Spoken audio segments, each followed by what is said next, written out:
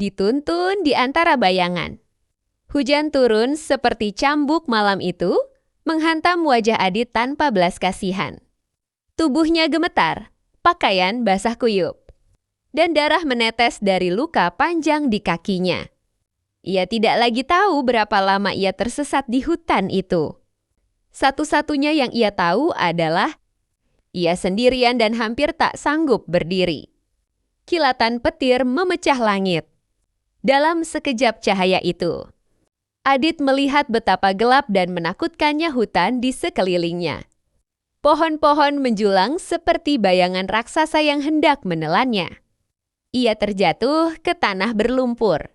"Ya Tuhan, tolong aku." Suaranya serak, nyaris hilang ditelan badai. Tidak ada jawaban. Hanya raungan angin. Luka di kaki Adit terasa seperti terbakar. Ia menekan tanah, memaksa diri bangkit, tapi tubuhnya kembali roboh. Rasa sakit, kelelahan, ketakutan semuanya menyerang sekaligus. Dalam putus asa, ia memejamkan mata. Apakah ini akhirnya? Detik itu juga, sesuatu terjadi. Bukan suara dari luar, tetapi dari dalam hatinya sebuah bisikan yang menembus badai. "Jangan takut, sebab aku menyertai engkau." Adit membuka mata. Air matanya bercampur hujan. Ayat itu, "Kumamnea." "Tuhan, itu engkau?" Bisikan itu kembali lebih jelas, lebih tegas, seakan menggenggam jiwanya. "Aku akan memegang tanganmu dan menuntun engkau." Sekilas petir menyambar lagi. Tapi ini Adit tidak takut. Ia meraih dahan pohon untuk bangkit. Luka di kakinya memerah, tapi ia paksa berjalan. Terseret, terpincang, menahan rintihan. Setiap kali ia nyaris jatuh, firman lain bergaung di hatinya. "Sekalipun engkau berjalan dalam lembah kekelaman, aku besertamu." Angin seakan melunak.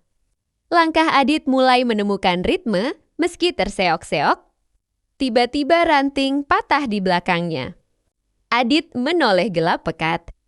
Suara hewan liar terdengar dari kejauhan. Ketakutan kembali mencengkramnya. "Tuhan, aku tidak kuat." "Pesiknia." Lalu firman itu datang lagi sederhana, tapi menghantam jantungnya. "Aku adalah terang dunia." Adit menatap ke depan. Walau tak ada lampu, tak ada jalan, hatinya seperti menyala. Ia terus merayap maju, mengikuti dorongan tak terlihat yang membimbingnya melewati semak berduri, akar licin, dan tanah basah. Hingga jauh di depan sana, seberkas cahaya kuning muncul di balik pepohonan. Adit terpaku, tidak. Itu bukan mimpi, kan? Dengan sisa tenaga terakhir, ia menyeret tubuhnya menuju cahaya itu tersungkur berkali-kali. Namun bangkit lagi, seolah tangan tak terlihat mengangkatnya. Ketika ia mendekat, cahaya itu semakin jelas. Sebuah pondok kayu. Ada lampu. Ada kehidupan. Ada pertolongan. Adit berdiri di ambang pintu, menggigil hebat, memukul-mukul pintu tanpa suara. Pintu terbuka. Seorang penjaga hutan terkejut. "Tuhan, nak, kamu terluka parah. Masuk cepat."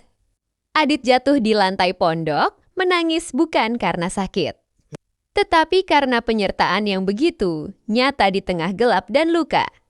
Dengan suara hampir tak terdengar, ia berkata, "Firman-Mu benar-benar menuntun aku keluar."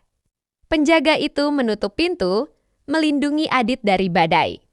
Namun Adit tahu penutup pintu itu bukanlah akhir dari kisah ini. Karena Tuhan telah menuntunnya melewati lembah kekelaman dan membawa dia kembali kepada terangnya.